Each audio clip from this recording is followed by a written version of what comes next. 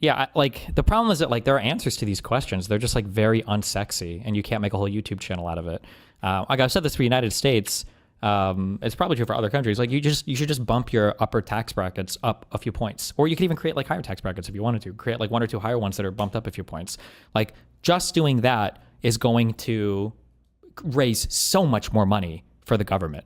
Like create a higher tax bracket, have it be 2 to 4 points higher than the current highest tax bracket, or just bump all your tax brackets, your top 2 or 3 in the US, like up like 1 to 3 points, and then boom, you're making hundreds of billions more dollars, rather than trying to implement an incredibly unwieldy, difficult to enforce, bad track record, historically, internationally, wealth tax. Wealth taxes just suck. They're just so hard to make work and applied to the correct people and to raise any amount of money off of them and then to enforce them. They're just shit. People that are obsessed with wealth taxes, I think, are people who just view taxation as like a punishment for people, rather than trying to actually raise money for the state, because I think that billionaires or whatever should be punished. But like all this wealth tax obsession and all this like stealing money from poor people is not going to account for somebody like Bezos or Elon Musk if the massive amount of wealth that they have is all tied to a huge business that they own. It's not like they're going out and buying out like 500 houses and stealing property from poor people. They just have a lot of net worth tied up in huge shares of a now multinational, multi-billion dollar company.